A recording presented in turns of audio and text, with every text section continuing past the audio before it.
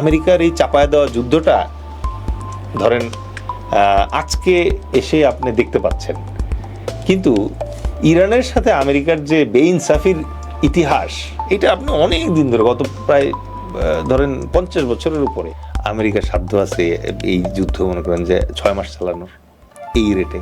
পৃথিবীর একমাত্র মুসলিম রাষ্ট্র যেটা আমেরিকান হেজিমনির এগেনস্টে সশস্ত্র যুদ্ধ করছে। এছাড়া আর কোন দেশ কি আছে পৃথিবীতে মুসলিম রাষ্ট্র? 57টা মুসলিম রাষ্ট্র বলে। মানে ধরেন মিড এপ্রিল পর্যন্ত আপনি এই যুদ্ধ চলবে, আপনি ধরে রাখতে পারেন। বিলিভ ইন মি, আমি বলতেছি না, এটা গবেষকরা বলতেছে, যদি দুবাই এবং সৌদি আরবের যে পানি শোধনাগার আছে এইটা যদি ইরান আজকে ধ্বংস করে দেয়, 14 দিন পরে পানি না খেয়ে মারা যাবে। যে আপনি একবার আমেরিকার হাতে যদি আত্মসমর্পণ করেন তাহলে শেষ, পার্সিয়ান সভ্যতা শেষ করে দিবে ওরা।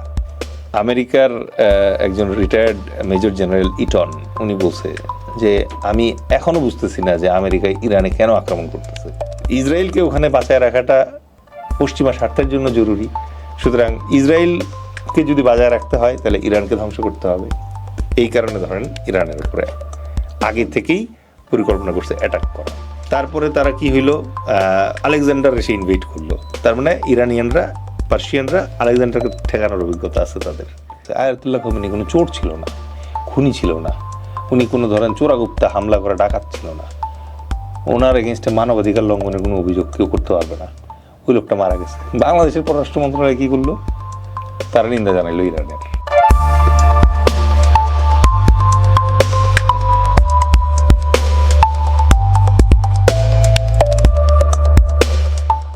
আসসালামু আলাইকুম দর্শক, স্বাগত জানাচ্ছি ইরান রেডিও বাংলার মুখোমুখি অনুষ্ঠানে। সঙ্গে আছি আমি ফারজানা রাতারি। আর আজকে আমাদের স্টুডিওতে আমার সাথে উপস্থিত আছেন সাবেক সেনা কর্মকর্তা ও সমরবিদ মেজর অবসরপ্রাপ্ত ডেল এইচ খান। আপনাকে স্বাগত জানাচ্ছি আমাদের স্টুডিওতে। আসসালামু আলাইকুম। কেমন আছেন স্যার? আলহামদুলিল্লাহ, ভালো আছে।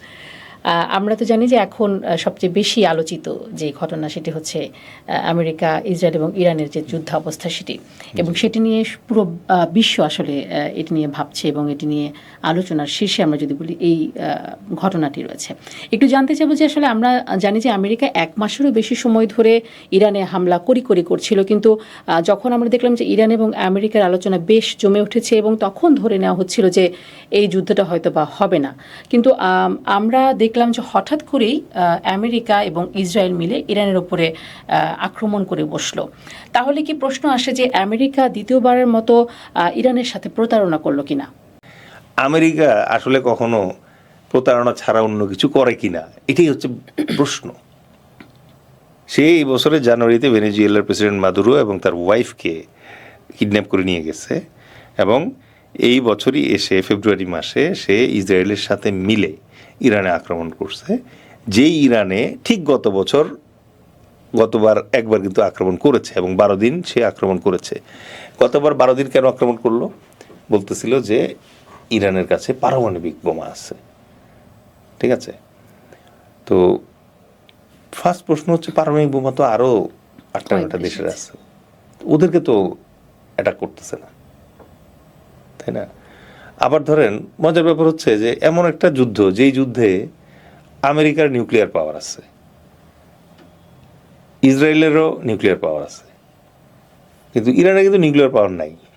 তো শুরুতেই কিন্তু যুদ্ধে আপনি ধরতে পারতেছেন যে ইরান ব্যাকফুটে আছে, কারণ আপনি দুইটা, মানে একটার সাথেই পারা যায় না। দুইটা নিউক্লিয়ার পাওয়ার যদি একসাথে হয় তাহলে ধরেন আপনি কোন পদ্ধতিতে আর যুদ্ধ করবেন? আপনার তো যুদ্ধ করার কোনো সুযোগ নেই। এটা গেল একটা। নেক্সট যেটা হচ্ছে যে ওই এক ছাগল পানি খেতে গেছে, তো দেখা যায় বাঘ বসে আছে, তো বাঘ ওরে ধরছে, আমি তোকে খাবো। ছাগল বলতেছে আমি তো তোমার কিছু করি নাই। তো বলছে না, তুই পানিগুলা করছিস। তাহলে আমি তো পানি পর্যন্ত যাই নেই এখনো। বলুন না, তোর বাপ দাদা কেউ একজন করছে। তার মানে আপনি খাবেন, এটা হচ্ছে টার্গেট, খাইতেই হবে। এবং এই জায়গায় আরেকটা মজার ব্যাপার আছে। আপনি মনে করেন যে কিছু আছে না, ভেজ নন ভেজ। মনে করেন আপনি ভেজ, আপনি কখনো মানে মাংস খানি না, বাঘ ধরলে পরে কিন্তু আপনার জিজ্ঞেস করবেন আপনি ভেজ ছিলেন না নন ভেজ ছিলেন, বাঘ কিন্তু খাই ফেলবে।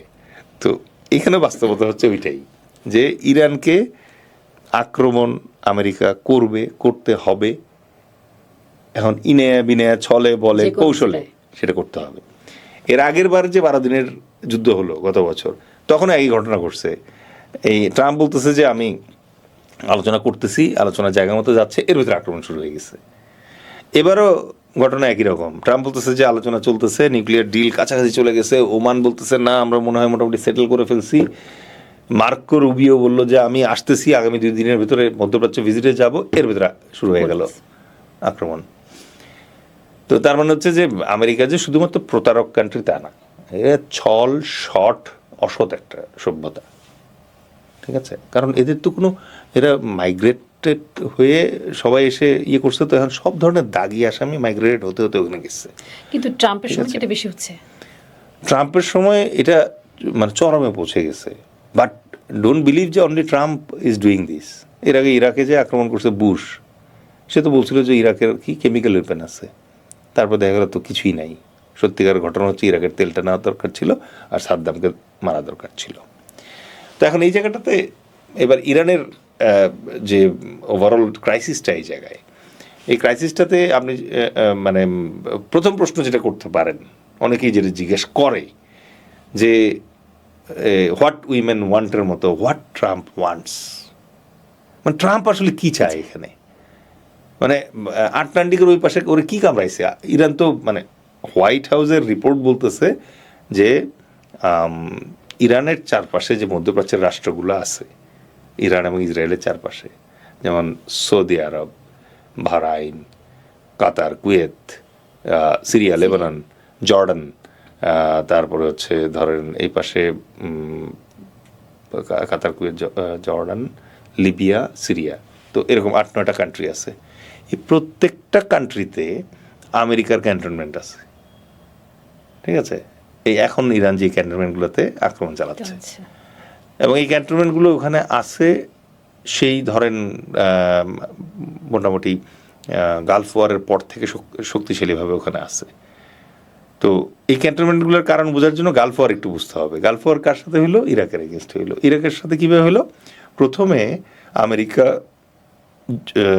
সৌদি আরবের অনুমতি নিল যে ইরাক যেহেতু কুয়েত দখল করে ফেলছে, তো কুয়েত পুনরুদ্ধারের জন্য কুয়েতের সাথে তোমার যে সীমান্ত আছে সৌদি আরবের, ওইখানে আমরা কিছু বহুজাতিক বাহিনী বসাবো, এবং বাংলাদেশেরও কিছু লোক মানে সৈন্য ওই বহুজাতিক বাহিনীতে গিয়েছিল, মানে হালাল করায় নিছে আর কি সবাইকে নিয়ে। তো বাংলাদেশের অথবা অন্যান্য মুসলিম দেশের যারা গেছে, এরা হচ্ছে ওই যে আমরা খেলার সময় ছোট বাচ্চা হিসেবে আমিও খেলবো, তখন আমরা বলি না যে তুমি দুধ ভাত মানে কি, বলি না তুমিও রান করছো, এই যে ও দৌড়ে রান নিচ্ছে না, এটা তোমার রান। তো ওরকম বুঝাইছে আর কি, অন্য ছোট ছোট কান্ট্রি নিয়ে একটা বহুজাতিক বানাইছে কোয়ালিশন ফোর্স বানানোর পরে ওরা করলো কি, এই যে কোয়ালিশন ফোর্স বানাইলো, এটার নাম হচ্ছে অপারেশন ডেজার্ট শিল্ড। তো অপারেশন ডেজার্ট শিল্ড এটা কত সালে ছিল? এটা ওই যে 90-এর দশকের যে গালফ ওয়ারের কথা বলতেছি।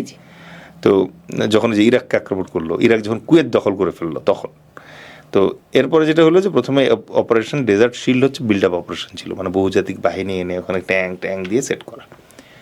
এরপরে তারা যেটা করলো অপারেশন ডেজার্ট স্টর্ম পরিচালনা করলো। ডেজার্ট স্টর্ম মানে হচ্ছে বিমান দিয়ে, এখন যেটা ইরানের উপর করতেছে এটা। এখন যুদ্ধের বাস্তবতা হচ্ছে শুধু বিমান দিয়ে যুদ্ধ জেতা যায় না, বিমান দিয়ে আপনি বোম ফেলতে পারবেন, কিন্তু যুদ্ধে জিততে হইলে অথবা তথাকথিত রেজিম চেঞ্জ করতে হইলে আপনাকে ওখানে পায়ে হেঁটে সৈন্য যেতে হবে। তো এই পায়ে হাঁটা সৈন্য ছিল হচ্ছে সৌদি আরবে, আর এখানে ওরা ডেজার্ট স্টর্ম পরিচালনা করলো।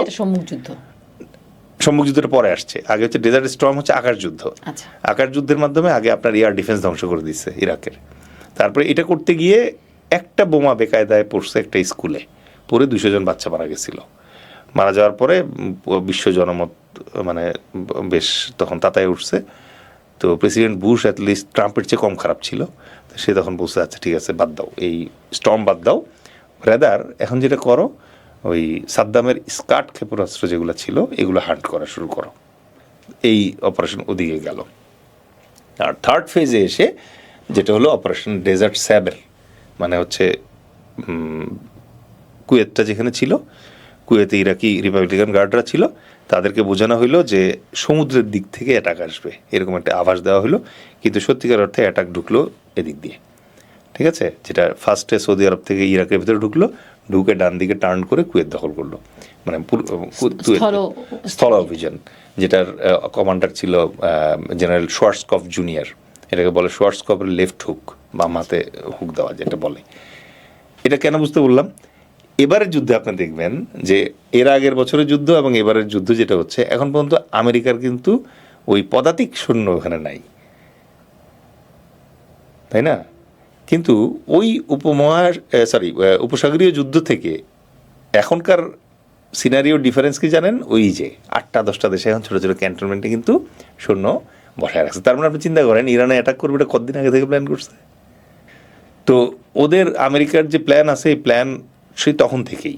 এখন আপনি জিজ্ঞেস করবেন যে ও আচ্ছা, তখন থেকে প্ল্যান, তাহলে তখন থেকে এই প্ল্যান কেন? তো তখন থেকে এই প্ল্যান এই কারণে, কারণ যেই প্ল্যানটাকে সাপোর্ট দেওয়ার জন্য তখন থেকে প্ল্যান, সেই প্ল্যানটা আবার তারও আগের প্ল্যান।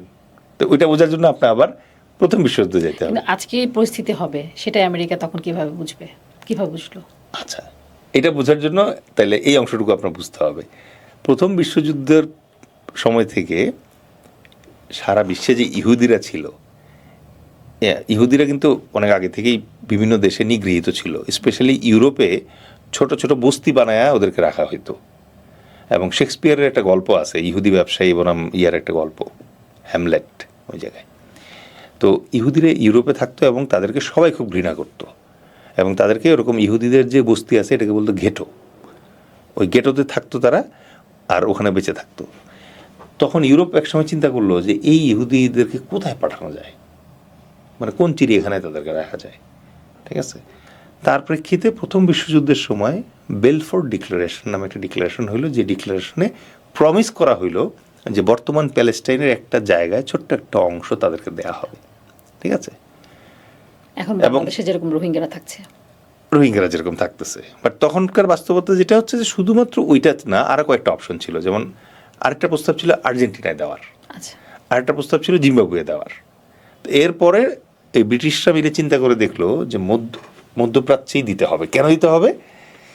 বিকজ প্রথম বিশ্বযুদ্ধের এই যে মানে ইসরায়েল রাষ্ট্রটা যে এখানে হবে, এটা সিদ্ধান্ত নেয়ার মানে যখন ফাইনাল করবে, এই ফাইনাল স্টেজে হঠাৎ করে তেলের ব্যাপারটা আবিষ্কার হয়েছে, এবং তারা দেখলো যে খাইছে মধ্যপ্রাচ্যে তো তেলের রিজার্ভ, মানে এই মধ্যপ্রাচ্য তো ভাসতেছে তেলের উপরে, সমৃদ্ধ দেশ। হ্যাঁ। তখন তারা চিন্তা করলো এই তেল যদি কবজা করতে হয় তাহলে আমার এইখানেই ইসরায়েল তৈরি করতে হবে, কারণ বাকি সবাই মুসলিম, এরা আজকে আর কালকে হয়তো একসাথ হয়ে যাবে। কিন্তু আমি যদি এখানে ইহুদিদেরকে নিয়ে বসাই, তাইলে ইহুদিদের মাধ্যমে আমি মধ্যপ্রাচ্যে সবসময় আগ্রাসনটা বজায় রাখতে পারবো, ঠিক আছে? তো এখন এই যে মানে ইসরায়েল রাষ্ট্রটা এখানে গড়ে উঠল, ইসরায়েল রাষ্ট্র হচ্ছে প্রকারান্তে আমেরিকার 51তম প্রদেশ আপনি ধরে নিতে পারেন। এবং ইসরায়েলকে মনে করেন যে ইউরোপ ভালোবাসে, ইসরায়েলকে পশ্চিমা মানে কানাডা আমেরিকা ভালোবাসে, অস্ট্রেলিয়াও ভালোবাসে। গতকালকে দেখবেন ইসরায়েল অস্ট্রেলিয়াকে বলছে যে যদি ধর্ম বাঁচায় রাখতে চাও তাইলে যুদ্ধে যোগদান করো, ঠিক আছে? মানে ওরা এটাকে একটা ক্রুসেডের একটা ভাবে নিয়ে যেতেছে। ক্রুসেডে দিয়ে এখন যাবো না, গল্প লম্বা হয়ে যাবে, আমরা এইখানে আসি। এখন কি হলো, এই ইসরায়েলের স্বার্থ রক্ষা করার জন্য, ইসরায়েলকে রক্ষা করার জন্য আমেরিকা বাধ্য হয়েছে ইরানকে অ্যাটাক করার প্ল্যান করতে। এখন প্রশ্ন হচ্ছে আবারও যে তাহলে ইরান কেন? আচ্ছা, এটা বুঝতে হলে আবার বুঝতে হবে যে ইসরায়েলকে প্রথমে যখন ইসরায়েল বেয়াদবি শুরু করলো 48 সালের পর থেকে, ওরা এক্সপান্ড করা শুরু করলো, গাজা থেকে লোকজন, তারপরে ওয়েস্ট ব্যাংক থেকে লোকজন বের করা শুরু করলো, তখন মিশর প্রথমে রিয়্যাক্ট করলো। মিশর বললো যে না, এটা তুমি করতে পারো না, ঠিক আছে? কারণ এখান থেকে যাদেরকে ভাগায় এরা মিশরে গিয়ে পালায়। আচ্ছা, আলটিমেটলি তখন সে মানে মুসলিম ভ্রাতৃত্ববোধের জন্য না, শরণার্থী কম যাতে আসে, চাপ কমানোর জন্য। হ্যাঁ, কারণ রোহিঙ্গাও তো মুসলমান, আমরা তো তাদেরকে বলতেছি না আসতে। তো একই রকম ঘটনা ঘটছে ওই জায়গায়, সিনাই নামের যে জায়গাটা আছে ওই জায়গাটাতে পুশ করতেছিল। তো তখন ইজিপ্ট করলো কি, ওই কিছু আরব রাষ্ট্রদেরকে সাথে নিয়ে ইসরায়েলের এগেনস্টে যুদ্ধ ঘোষণা করলো।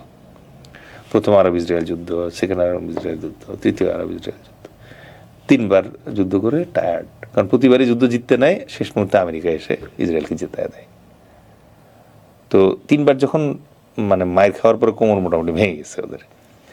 লেটেস্ট ঘটনা যেটা, অ্যাব্রাহাম অ্যাকর্ড নামে একটা চুক্তিতে আমেরিকা তাদেরকে গলায় বেঁধে দিল, বেঁধে দিয়ে বললো সেটা হচ্ছে যে ইসরায়েলের সাথে তোমাদের রিলেশন ভালো রাখতে হবে। আচ্ছা, কারণ আবারও তোমরা যদি ইসরায়েলের সাথে যুদ্ধে যাও, আবারও আমরা ইসরায়েলকে হেল্প করবো এবং তোমাদের ক্ষতি হবে। শেষ। তার মানে সুন্নি রাষ্ট্রের পক্ষ থেকে ইসরায়েলের বিরুদ্ধে যুদ্ধ করার আর কোনো স্বপ্ন অবশিষ্ট রইল না। আচ্ছা, ইরান এটা মেনে নেয় নাই।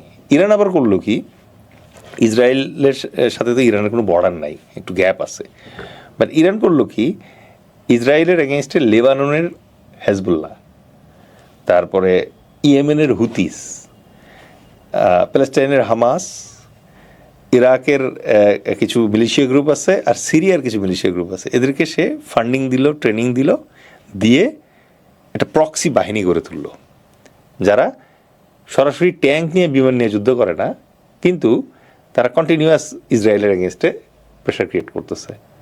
এবং বাস্তবতা যেটা, সেটা হচ্ছে অ্যাজ অফ টুডে কোনো আরব রাষ্ট্র একমাত্র ইরান ছাড়া বাকিরা কিন্তু অ্যাক্টিভলি আর কেউ প্যালেস্টাইনকে হেল্প করতেছে না। ঠিক আছে? সো এখন বুঝতেছেন যে কেন ইরানকে আসলে ঠেকানো দরকার ছিল ইসরায়েলের। তো ইসরায়েল দেখলো যে সব তো ঠান্ডা করে ফেলছিলাম ইব্রাহিম অ্যাকর্ড দিয়ে, খালি ইরান ঠান্ডা করা যাচ্ছিল না। তো ইরানকে ঠান্ডা করা এই কারণে জরুরি, কারণ ইসরায়েলের অস্তিত্বের জন্য ইরান একটা হুমকি। ঠিক আছে? আর ইসরায়েলকে ওখানে বাঁচায় রাখাটা পশ্চিমা স্বার্থের জন্য জরুরি। সুতরাং ইসরায়েলকে যদি বাজায় রাখতে হয়, তাহলে ইরানকে ধ্বংস করতে হবে। এই কারণে ধরেন ইরানের উপরে আগে থেকেই পরিকল্পনা করছে অ্যাটাক করার। এখন যেই প্রেসক্রিপশনটা অথবা যেই রেসিপিটা সাদ্দামের ক্ষেত্রে কাজে লাগলো, যেই রেসিপিটা গাদ্দাফির ক্ষেত্রে কাজে লাগলো, সেই একই রেসিপিটা এবার আয়াতুল্লাহ খামেনির ক্ষেত্রে কাজে লাগলো না বলে মনে হচ্ছে। এইটার কি কারণ? এইটার মূল কারণ দুইটা। এক নম্বর কারণ যেটা, সেটা হচ্ছে পার্সিয়ান লিগেসি। পার্সিয়ান লিগেসিটা কি? অনেকেই মনে করে যে ইরান আর ইরাক মনে হয় দুই ভাই, মানে জন্মের পর থেকেই দুই ভাই একসাথে ছিল। ব্যাপার কিন্তু আসলে ওই রকম না। এটা কি নামের কারণে মনে হয়? মেবি।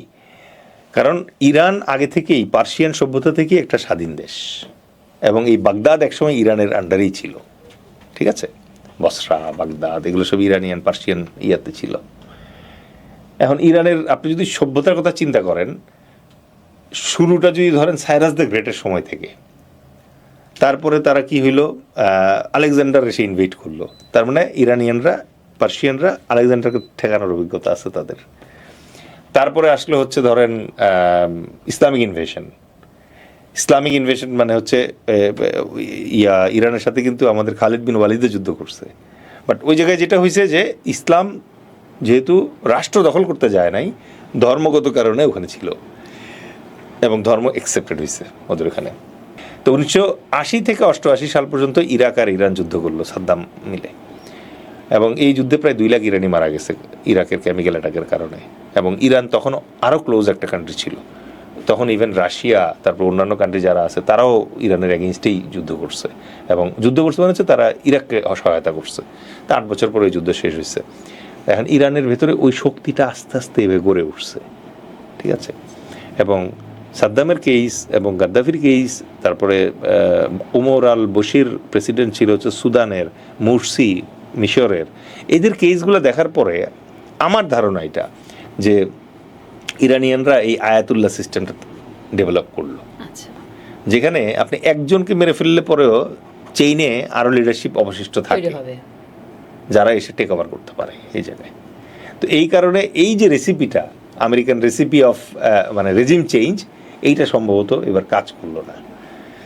আচ্ছা, এটার সাথে আরেকটা জিনিস শুধু জুড়ে দেই এখানে, না দিলে পরে এটা হবে না, যে আমেরিকার এই চাপায় দেওয়া যুদ্ধটা ধরেন আজকে এসে আপনি দেখতে পাচ্ছেন, কিন্তু ইরানের সাথে আমেরিকার যে বেইনসাফির ইতিহাস, এটা আপনি অনেক দিন ধরে, গত প্রায় ধরেন 50 বছরের উপরে, তাদের মনে করেন যে তেল বিক্রি করতে দিবে না ডলারে, তারপরে বিভিন্ন ধরনের বাণিজ্যিক স্যাংশন দিয়ে রাখছে কন্টিনিউয়াস। আপনি দেখবেন বিভিন্ন ধরনের মানে ডলার দিয়ে কুর্দিদেরকে খেপায়া দিচ্ছে, তারপরে ভিতরে বিভিন্ন ধরনের যে বসন্ত টাইপের আন্দোলন নিয়ে আসতেছে, সব করা হচ্ছে এই আমেরিকান ডলারে ওখানে। এবং কিছুদিন আগে আমরা দেখেছি, এবং এটা ওপেনলি, আগে গোপনে হইতো, ইদানিং এটা ওপেনলি হয়। ঠিক আছে?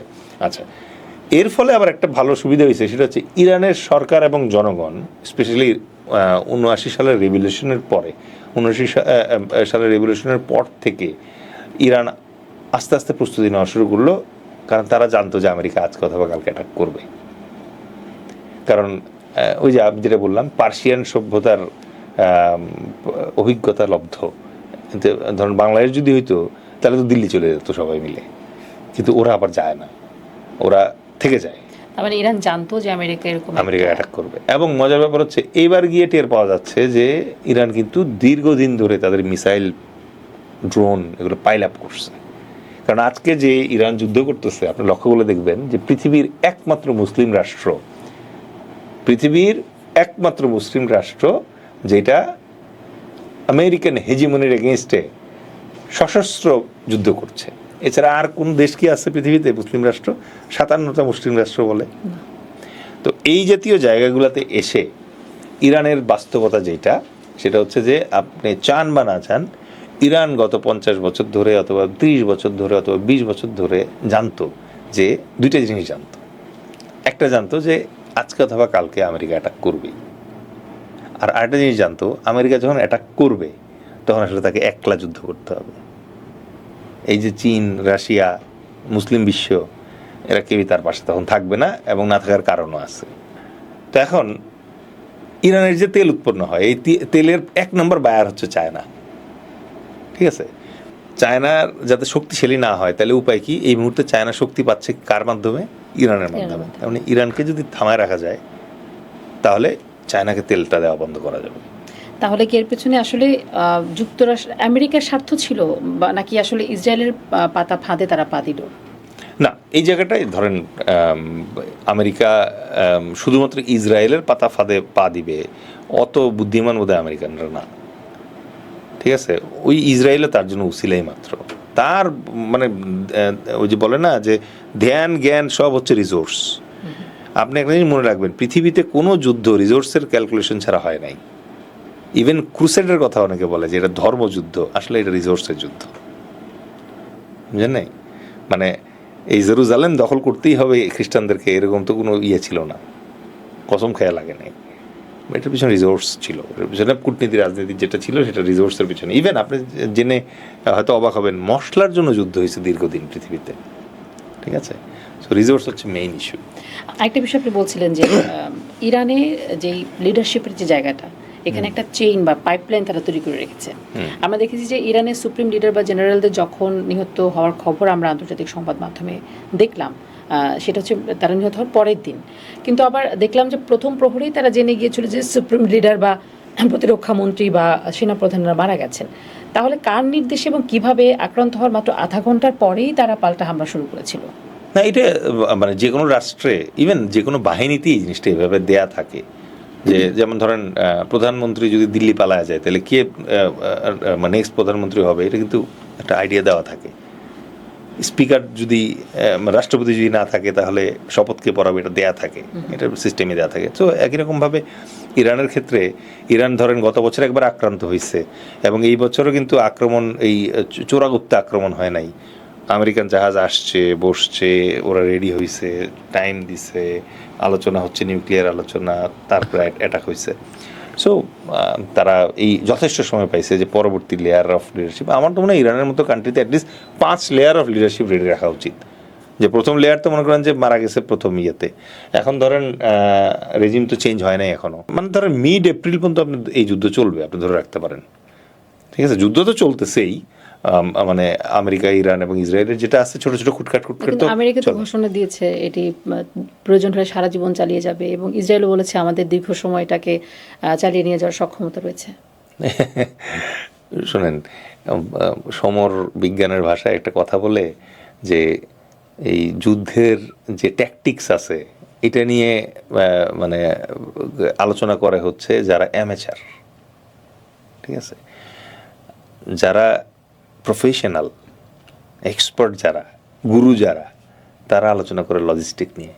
আমেরিকার সাধ্য আছে এই যুদ্ধ মনে করেন যে 6 মাস চালানোর এই রেটে। আচ্ছা, এবার তাহলে এই জায়গাটায় আমি বলি যে মিস্টার শিয়ানের প্রেডিকশনটা বলি, প্রফেসর শিয়ান, আমি ঠিক জানি না, maybe he is Taiwanese or Chinese একটা প্রফেসর। তো প্রেডিক্টিভ অবজেক্টিভ হিস্ট্রি নামে তার একটা ইউটিউব চ্যানেল আছে, তো ওখানে উনি করে প্রেডিকশন দেয় যে সামনে কি হতে যাচ্ছে। 2024 সালে উনি 3টা প্রেডিকশন দিছিল। 1 নম্বর প্রেডিকশন হচ্ছে ট্রাম্প আবার জিতবে। 2 নম্বর প্রেডিকশন দিছিল ট্রাম্প ইরান আক্রমণ করবে। আর 3 নম্বর প্রেডিকশন দিছিল হচ্ছে আমেরিকা ইরানের কাছে হারবে এবার। 2টা তো অলরেডি ট্রু, 3 নম্বরটা বাকি আছে। আচ্ছা, তো তাকে আমি দেখতেছিলাম যে এবার তাকে CNN BBC এরা মানে বড় বড় সংবাদ এবার তার ব্যাপারে ঘুম ভাঙছে, তাদের ডাকরে ওরা ডাকছে, ডেকে জিজ্ঞেস করছে বাবা তোমার তো আগের 2টা মিলছে, ওই লাস্টেরটার ব্যাপারে এখন কি হবে? তো বলে হ্যাঁ আমেরিকা হারবে। তো বলে তার কী হিসাব তোমার? আচ্ছা, তার হিসাবটা হচ্ছে লজিস্টিক্সের হিসাব। সে যেটা বলতেছে যে ধরেন একটা ইরানিয়ান যে ক্ষেপণাস্ত্র এটার দাম $50,000। সম্প্রতি দেখা গেছে এরকম একটা ক্ষেপণাস্ত্রকে ঠেকানোর জন্য 11টা ওই মিসাইল ছুটছে ইসরায়েল এবং আমেরিকা মিলে, তারপরেও ওইটা মানে ওইটাকে আর ধরতে পারেনি, ওটা হিট করছে।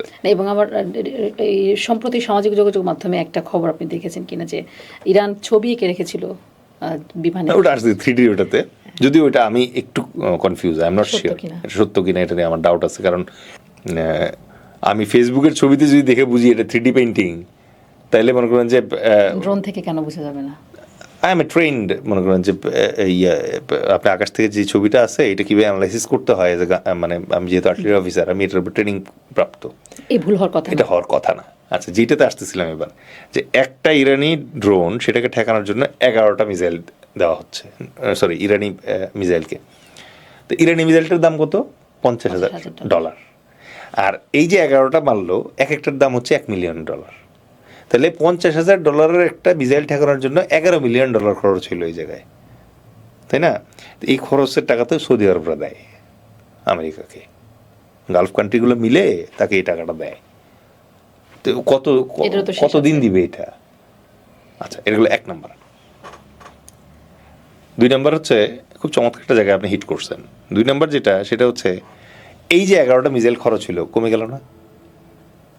তো আপনি একটা মিসাইল ফায়ার করতে just a matter of A push of A button, but একটা মিসাইল বানাইতে তো টাইম লাগে, তাই না? তো আপনি যখন ধামধাম করে 11টা 12টা করে মারতেছেন, আপনার স্টক কমতেছে। নাও ইউ আন্ডারস্ট্যান্ড আমি কেন বললাম যে ট্যাকটিক্স এবং লজিস্টিক্স বসরা বোঝে ওইটা, যে এটা কমে আসতেছে। অনেকেই চিন্তা করে যে মানে যেদিন ট্রাম্পের মানে মন চাবে সেই দিন অ্যাটাক শুরু হবে। নো নো, যেদিন স্টক পাইল রেডি হবে সেই দিন অ্যাটাক শুরু হবে। আমি আপনি চাইলেই এই টকশো করতে পারতাম যতক্ষণ মধ্যে ক্যামেরা রেডি না হইতো। টেকনিক্যাল ব্যাপার আছে, that's a technical issue. So অনেকেই এটা বুঝতে চায় না যে যুদ্ধ যে শুরু হয় কখন শুরু হয়। তারা কিন্তু দেখবেন যে এই 2 যোদ্ধা মিলে গলা ফাটায় একজন আরেকজনের বিরুদ্ধে ওই বিবৃতি দেয়। যুদ্ধ শুরু হচ্ছে যখন লজিস্টিকের প্রধান যে আছে সে যখন বলবে বস রেডি, এখন আপনি ফায়ার চাইলে করতে পারবেন, তখন গিয়ে যুদ্ধ শুরু হয়। আচ্ছা, যুদ্ধ শেষ হয় কখন? যখন লজিস্টিকের প্রধান বলবে যে বস আপনি এখন আমার জবাই করে ফেললেও আর একটা মানে মিসাইলও দিতে পারবো না, মিসাইলের স্টক শেষ। ঠিক আছে, এখন আপনি বুঝবেন যুদ্ধবিরতি কেন হয়। আচ্ছা, কারণ স্টক শেষ হয়ে গেছে, স্টক তো আবার আনতে হবে। এই জন্য দেখবেন সাদা পতাকা তুলে বলে যে যুদ্ধবিরতি করি। না, গেট মি?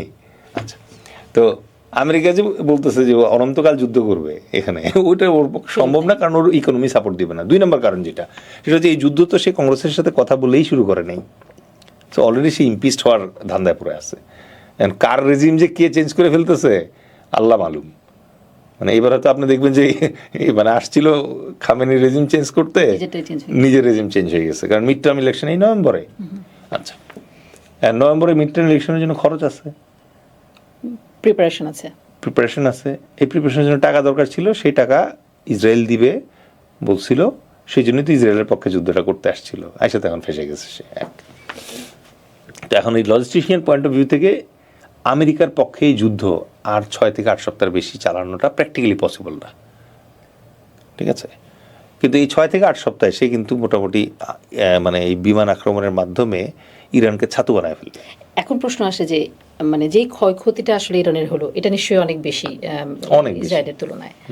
কিন্তু ইরান এই সাহসটা কিভাবে পেল যে তারা এই ক্ষয়ক্ষতির মধ্য দিয়েও আমেরিকা এবং ইসরায়েলের যতটুকু ক্ষতি করেছে বা ভবিষ্যতে করবে, যে আপনি বলছিলেন না 2-3 সপ্তাহ হয়তো বা চালিয়ে যেতে পারবে, এই সাহসটা তারা কিভাবে পেল? আপনি যদি কাউকে মনে করেন যে চারদিক থেকে ঘিরে ফেলেন, মানে আজ থেকে 2500 বছর আগে দ্য আর্ট অফ ওয়ার নামে একটা বই সঞ্জু লিখে গেছিলেন।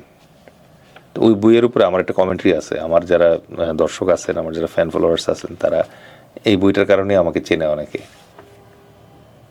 ওই বইয়ে উনি একটু মজার কথা বলছিলেন, সেটা হচ্ছে তোমার শত্রুকে যখন তুমি আটকাবা তখন একটা দিক খোলা রাখবা যাতে ও পালানোর চান্স পায়। আদারওয়াইজ যেটা হবে যে ও তখন জানের মায়ায় এমন যুদ্ধ শুরু করবে, তোমার ক্ষতি অনেক বেশি হবে। তুমি হয়তো জিতবা, বাট তোমার ক্ষতি অনেক বেশি হবে। পালাবার যেহেতু পথ নাই, সারেন্ডারের পথ যেহেতু নেই। ইরানের বাস্তবতা হচ্ছে নাম্বার 1, সে যদি এখন সে কি এখন সারেন্ডার করবে? আচ্ছা, সারেন্ডার করলে পরে ওই যে দেখবেন পাগল একটা আছে না, শাহরেজে পালাবি, ওরে দিয়ে 2 দিন পর পর দেখবেন এখন বিবৃতি দেওয়ায় যে সবাই আমার ছায়াতলে আসো, এই সেই। তো ইরানের জনগণ তো দেখছে লিবিয়ার কি অবস্থা, ইরানের জনগণ তো দেখছে ইরাকের কি অবস্থা, তারা মনে হয় না আর আগ্রহী। 1, 2 নম্বর হচ্ছে আপনি তো ইরান আজকে যদি নাকে ঘর দিয়েও সারেন্ডার করে, আপনি তো ইরানকে ছাড়বেন না। ইরানের যা আছে আপনি সব একদম মানে শেষ করে ফেলবেন, হয়তো ইরানকে ভাগাভাগ করে ফেলবেন। সুতরাং ইরানের আর কোনো উপায় নেই। সো ইরানের জন্য আপনি কোনো অপশন ওপেন রাখেন নাই, বাধ্য হয়ে ইরান এখন অল আউট অ্যাকশনে গেছে। কোন অ্যাকশনে গেল? ইরানেরও তো মানে একই ঘটনা। আপনি প্রতিদিন যদি 100 থেকে 150 মিসাইল খরচ করেন, আপনি কয়দিন যুদ্ধ চালাতে পারবেন? আপনার তো প্রোডাকশন নাই, কারণ আপনাকে এটা বুঝতে হবে, সাপ্লাই চেইনটা বুঝতে হবে। মিসাইল বানাইতে তো আপনার মশলা লাগে, এই মশলা আমদানি করতে হয়, এটা সব তো আর ইরানের উৎপন্ন হয় না। আপনার তো এখন আমদানি রপ্তানি সব বন্ধ, হরমুজ তো আপনি নিজেই বন্ধ করে দিয়ে রাখছেন। প্লেনে করে তো আসতে পারতেছে না, কারণ সব দিক দিকে তো আর্মির লোকরা বসে আছে, ইউএস আর্মির। সো ওর হাতে এখন স্টক আছে। তো দুইজনেরই দেখেন স্টকের উপরে যুদ্ধ চলতেছে, স্টক কমতেছে দুইজনেরই আস্তে আস্তে। আচ্ছা, আমেরিকার সমস্যা হচ্ছে যে ওর স্টক তাড়াতাড়ি শেষ হবে, কারণ তাকে তো আসলে রেজাল্ট বের করে নিয়ে যেতে হবে এখান থেকে। ইরানের ওই সমস্যাটা নাই। ইরান এখন ধরেন খেলবে, যেহেতু নাটাই তার হাতে, সে এখন খেলবে। সে দেখবেন যে এখন চারপাশে যে অন্যান্য আমেরিকান বেসগুলো আছে এগুলোতে অলরেডি হামলা করছে। আচ্ছা, এরপরে সে কী করবে? দুবাই এবং সৌদি আরব, এই দুইজনের একিলিস হিল আছে একটা, যে সৌদি আরব আর দুবাইয়ের একিলিস হিল কোনটা? সেটা হচ্ছে তাদের নিজস্ব পানির উৎস নাই। তারা কি করে? সমুদ্রের পানি থেকে পরিশোধিত পানি আনে। এখন $5,000 2টা ড্রোন মারলে পরে 2টা পরিশোধিত করা শেষ। মানে পানি পরিশোধনাগারের জন্য কেউ এয়ার ডিফেন্স বসায় নাই, অ্যাটলিস্ট ওরা এখনো বসায় নাই। এবং বিলিভ ইন মি, আমি বলতেছি না, এটা গবেষকরা বলতেছে, যদি দুবাই এবং সৌদি আরবের যে পানি শোধনাগার আছে এইটা যদি ইরান আজকে ধ্বংস করে দেয়, 14 দিন পরে পানি না খেয়ে মারা যাবে ওরা। সুতরাং এখন মানে সৌদি আরব পাগলের মতো, দুবাই এবং সৌদি আরব মিলে আমেরিকার বলতেছে তোমার পাগল কোথায় নিবা নাও, বাট ইরানটা আর খাবে না। আচ্ছা, আপনি এয়ার ডিফেন্সের কথা বলছিলেন। আমরা জানি মধ্যপ্রাচ্যের বিভিন্ন দেশে এয়ার ডিফেন্স বেশ শক্তিশালী, আমেরিকা ভাড়ায় দেয় আর কি। হ্যাঁ, তো যেমন আমি যেটা বললাম, মজা করে বললাম, বাট বাস্তবতা হচ্ছে ইউনাইটেড আরব আমিরাত যে আছে তার পুরো এয়ার ডিফেন্সটা আমেরিকান আর্মি ভাড়ায় দেয়। কিন্তু তারপর আমরা দেখছি যে ইরান বিভিন্ন সময় বিভিন্ন জায়গায় হামলা চালাচ্ছে। তাহলে কি এই এয়ার ডিফেন্স ফাঁকি দিয়ে আসলে হামলা চালানোর মতো সক্ষমতা এনে আছে কিনা? হ্যাঁ, এটা সবারই আছে। ধরেন আপনি একটা এটা অনেকটা ব্যাপারটা আপনার কেমন বোঝাবো। আচ্ছা, একটা তীর আসবে, এটা ঠেকানোর জন্য আপনার হাতে একটা ঢাল আছে, ঠিক আছে?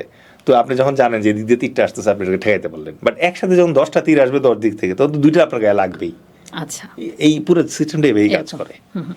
আমরা দেখেছি যে মার্কিন প্রেসিডেন্ট ট্রাম্প এবং ইসরায়েলের প্রধানমন্ত্রী নেতানিয়াহু কিন্তু বলেছিলেন যে হামলা করে ইরানের শীর্ষ নেতৃত্বকে যখন তারা হত্যা করেছে, এরপরে ইরানি যে জনগণরা রাস্তায় নামবে, তারা হচ্ছে বাকি যে কাজটুকু তারা করবে।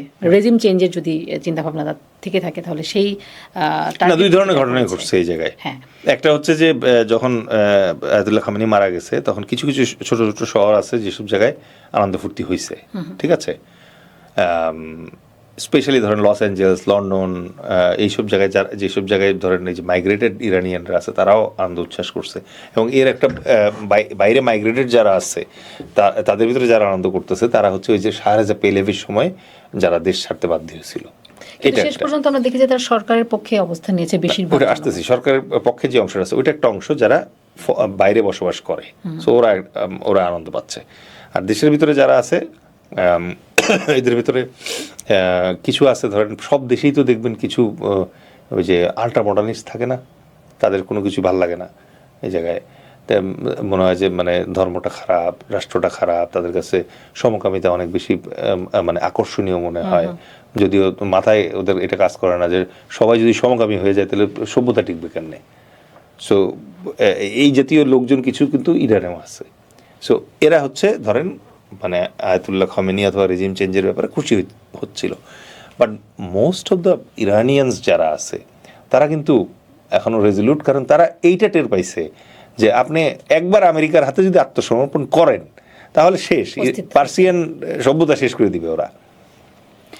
আরেকটি বিষয় হচ্ছে যে বিনা উস্কানিতে যে হামলাটি হলো সেজন্য আসলে অনেকেই বলেন যে ইসরায়েল এবং আমেরিকা যে অন্যায়টি করেছে, জাতিসংঘ এখন কোথায়, জাতিসংঘ কিছু বলছে না কেন? তাহলে কি এবং আমরা বিভিন্ন সময় দেখেছি যে গাজার প্রশ্নে জাতিসংঘের যে ভূমিকা সেটা নিয়ে জাতিসংঘের ব্যাপারে তো জাতিসংঘের মহাসচিব নিজেই মজার একটা কথা বলছে, কথাটাই আসতেছি তার আগে। প্রথম কথা হচ্ছে আমেরিকা ওদের যে যুদ্ধটা, এটা এবারের যুদ্ধ এটা অসাংবিধানিক যুদ্ধ, কারণ কংগ্রেসের পারমিশন নেয় নাই। আমেরিকার একজন রিটায়ার্ড মেজর জেনারেল ইটন উনি বলছে যে আমি এখনো বুঝতেছি না যে আমেরিকা ইরানে কেন আক্রমণ করতেছে, কারণ ইরানে আক্রমণ করার আসলে সামরিক কোনো কারণ নাই আমেরিকার। ঠিক আছে, গেল দুইটা। এবার সে জাতিসংঘের প্রসঙ্গে, জাতিসংঘের মহাসচিব মহামান্য অ্যান্টোনিও গুটারেস বলছে যে জাতিসংঘ যেন এই মুহূর্তে পুরুষের স্তনে পরিণত হয়েছে, যেটার আসলে কোনো কাজ নেই। আমি না, উনি বলছে। ঠিক আছে, তো জাতিসংঘের উপরে আশা না করাই ভালো। দর্শকের উদ্দেশ্যে বলতেছি, জাতিসংঘের 26% বাজেট দেয় আমেরিকা। তো যেই মুনিব মনে করেন যে মাংস খাওয়ায়, কুকুর কখনো সেই মুনিবরে কামড়াবে এটা আপনি আশা করেন? আমরা তো ইরানের যে যুদ্ধ চলছে সেখানে আমরা জানি যে মধ্যপ্রাচ্য সরাসরি ক্ষতিগ্রস্ত হয়েছে, কিন্তু যেহেতু হরমুজ প্রণালী বন্ধ, এখানে জ্বালানির বড় একটা যোগান ওখান দিয়ে আসে, যেহেতু এখান থেকে ওইটাই পথ হিসেবে ব্যবহার করা হয়। এই যুদ্ধের ফলে বাংলাদেশের উপরে কোনো রকম নেতিবাচক প্রভাব পড়তে পারে কিনা, যদি পড়ে সেটি কি? আচ্ছা, বাংলাদেশে অদ্ভুত অদ্ভুত জিনিস ঘটছে। নাম্বার ওয়ান হচ্ছে দেখেন, দুইটা পারমাণবিক পরাশক্তি মিলে একটা মুসলিম রাষ্ট্র ইরানকে আক্রমণ করছে এবং আয়াতুল্লাহ খামেনিকে মেরে ফেলছে। আয়াতুল্লাহ খামেনি কোনো চোর ছিল না, খুনি ছিল না, উনি কোনো ধরেন চোরাগুপ্তা হামলা করে ডাকাত ছিল না, ওনার এগেনস্টে মানবাধিকার লঙ্ঘনের কোনো অভিযোগ কেউ করতে পারবে না। ওই লোকটা মারা গেছে। বাংলাদেশের পররাষ্ট্র মন্ত্রণালয় কী করলো? তারা নিন্দা জানাইলো ইরানের। ঠিক আছে, এটি নিয়ে সমালোচনা হয়েছে, এবং এটা নিয়ে ওই যে নুরুল কবির সাহেব যিনি সিনিয়র সাংবাদিক, উনি বললো যে এটা কি, ইভেন ওই যে পররাষ্ট্র মন্ত্রণালয়ের পত্রে ইসরায়েল এবং আমেরিকার নামই নেয় নাই তারা। ঠিক আছে, তো এই হচ্ছে বাংলাদেশের সরকার। মানে সব তো আর ইউনিট সরকার হবে না, এটা আমরা বুঝতে হবে। পলিটিক্যাল গভর্নমেন্টের অনেক ধরনের দুর্বলতা থাকে, এই যে এই দুর্বলতাটা আপনি এখানে দেখতে পারেন। This is number one. Number two হচ্ছে বাংলাদেশের মানুষ, ওই যে সরকারের কয়েকজন বাদে বাকি যারা আছে তারা আসলে ইরানের প্রতি প্রচণ্ড রকমের দুর্বলতা তাদের আছে।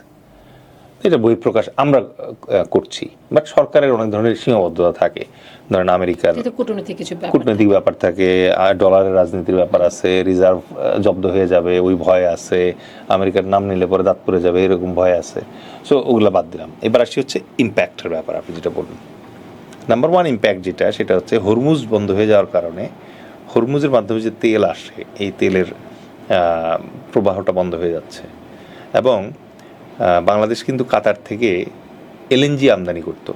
তো এলএনজি প্ল্যান্টে যেহেতু আক্রমণ হয়েছে, এই মুহূর্তে এলএনজি উৎপাদন বন্ধ এক, দ্বিতীয়ত হরমুজ বন্ধ থাকার কারণে এলএনজি আসাও বন্ধ। বাংলাদেশের পেট্রোলিয়াম কর্পোরেশনের রিপোর্ট যদি আপনি দেখেন, তাহলে 15 থেকে 28 দিনের রিজার্ভ আছে আমাদের। সেটি পরিশোধিত অপরিশোধিত মিলে না, শুধু পরিশোধিত। অপরিশোধিত যদি ধরেন তাহলে পাইপলাইনে যেটা আছে, তাহলে আপনি হয়তো ধরেন মিড এপ্রিল পর্যন্ত ধরতে পারবেন। ঠিক আছে, মিড এপ্রিলে একটু বেশি পাবেন আপনি। তো এই হচ্ছে আপনার রিজার্ভ আছে, তাহলে এর ভেতরে এটা একটা বড় সমস্যা, যেটা আমাদের জ্বালানি তেলের দামে একটা প্রভাব পড়বে। অলরেডি আমি জানি না পডকাস্টে বললে পরে এটার ইফেক্ট আরও বেশি হয়তো হবে। আমি গতকালকে দেখলাম যে অনেক পেট্রোল পাম্পের সামনে লাইন পড়ে গেছে, দাম বাড়ে নাই তারপরে লাইন পড়ে গেছে। এখন সবাই ধরেন বালতি বালতি তেল নিয়ে ঘরে রেখে দিবে, ঠিক আছে। আরেক ক্রাইসিস, আপনি দেখবেন যে নতুন নতুন গাড়ির ব্যবসায়ী যারা আছে তাদের প্রত্যেকের গ্যারেজে তো নতুন গাড়ি আছে, এক একটা গাড়িতে যদি 70 লিটার করে তেল সে ভরে রাখে, বিশাল মজুদ তৈরি করবে সে এখন। আর বাঙালিতে মনে করেন যে আপনি যদি বলেন যে কালকে কিয়ামত, আজকে সব কিনে নিয়ে আসবে, না আজকে কাফনের কাপড় নতুন ব্যবসা শুরু হবে, সিল্কি কাপড়ের কাপড়, কালো কাপড়ের কাপড়, এমব্রয়ডারি করা কাফনের কাপড়, we can do business on everything. অথচ আমাদের কি দরকার ছিল, তেলের একটা ক্রাইসিস হবে, অলরেডি আমাদের প্রধানমন্ত্রী 14টা গাড়ির জায়গায় 4টা গাড়ি নিয়ে অফিস করতেছে এখন। উনি এত সাশ্রয়ী যে উনি স্যুট পরে না, টাই পরে না, সাদা শার্ট আর খাকি কালারের প্যান্ট পরে কেটস পরে অফিস করে, তাই না? এই সাশ্রয়টা আমাদের সমাজে আনতে হবে। অ্যাটলিস্ট আমাদেরকে এইটুকু বলতে হবে যে যেই কয়দিন ইরান ক্রাইসিস চলবে ওই কয়দিন আপনি ধরেন 1500 সিসির নিচের গাড়ি চালাতে পারবেন না রাস্তায়। অথবা ধরেন আর সহজ করে বললে যে আপনি পাবলিক বাসে যাতায়াত করতে হবে। এটি বলেছেন তো একজন মিনিস্টার বলেছেন গত পরশুদিন, গণপরিবহন ব্যবহার করতে। এটা আরও ব্যাপক প্রচারণা করতে হবে, কারণ আমাদের অভ্যাসে আনতে হবে এটা। এখন আমাদের মন্ত্রীরা তো কথা বললে পরে জনগণ ঘাড়াঘাড়ি করে, কারণ বলতেছে চাঁদা নাকি চাঁদা না, এটা সমঝোতায় দিলে পরে নাকি এটা চাঁদা না, বুঝেন নাই? তো এরকম কথাবার্তা তারা বলে, তো ওরা যখন একটা দুটো ভালো কথা বলে তখন লোকজন চিন্তা করে এটার পিছনে কিছু একটা আছে, আইদার এটার পিছনে খাম্বা আছে, না এটার পিছনে 10% আছে, কিছু একটা সে খুঁজে বের করে। তো যাই হোক, এখন এটা গেল একটা ইম্প্যাক্ট তেলের। নেক্সট যেটা ইম্প্যাক্ট সেটা হচ্ছে যে ওখানে যখন তেল উৎপাদন বন্ধ আছে, এখন ধরেন আজকে যেই এলএনজি কোম্পানিতে অ্যাটাক হয়েছে ওই এলএনজি কোম্পানির উৎপাদন বন্ধ আছে, ওই কোম্পানি বসায় রেখে বেতন কয়দিন দিবে তার শ্রমিকদেরকে? ছাঁটাই হবে।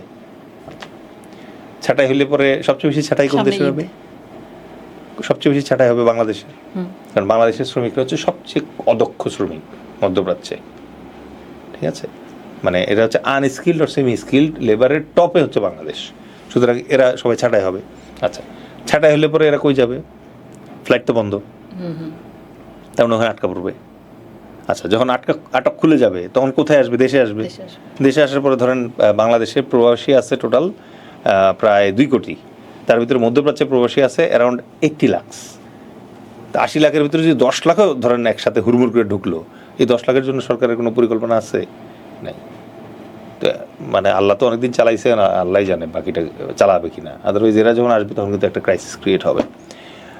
আর এই জায়গাটাতে এসে আমার মনে হয় যে এই 2টা ক্রাইসিস মেইন, বাট আমি 2টা কথা বলে শেষ করি। একটা হচ্ছে আমাদের আসলে মনে রাখতে হবে যে ইউক্রেনের সাথে রাশিয়ার যুদ্ধ লাগছে, ইরানের সাথে ইসরায়েলের এবং আমেরিকার গত বছরের যুদ্ধ লাগলো, এই বছরের যুদ্ধ লাগলো, পাকিস্তানের সাথে ইন্ডিয়ার যুদ্ধ লাগছে, পাকিস্তানের সাথে এই মুহূর্তে আফগানিস্তানের যুদ্ধ চলছে। সুতরাং আমাদের চারপাশে কিন্তু যুদ্ধ লাগতেছে। তো আমি আমাদের যারা জনগণ আছে এবং আমাদের যারা সরকার আছে এবং আমাদের সরকারে যারা এই মুহূর্তে আছে তাদেরকে মানে স্বনির্বন্ধ অনুরোধ করব যে আপনাদেরও যুদ্ধ লাগবে না, এটা একেবারে অটুট বিশ্বাসে বসে থাকেন না। হয় যুদ্ধ লাগবে অথবা যুদ্ধের প্রভাব পড়বে আপনার উপরে। আমার আফসোস লাগে একটাই যে আমরা বিলিভ করে বসছি যে যুদ্ধ লাগবে না। এটা গত 15 বছরের জন্য ঠিক ছিল, যখন মনে করেন যে শেখ হাসিনা কী দিচ্ছে আমি জানি না, বাট বলছে উনি অনেক কিছু নাকি দিচ্ছে, এবং এটার বিনিময়ে ইন্ডিয়া বলছিল যে তোমার দেশে কখনো আক্রমণ পরিচালনা হইবেক না।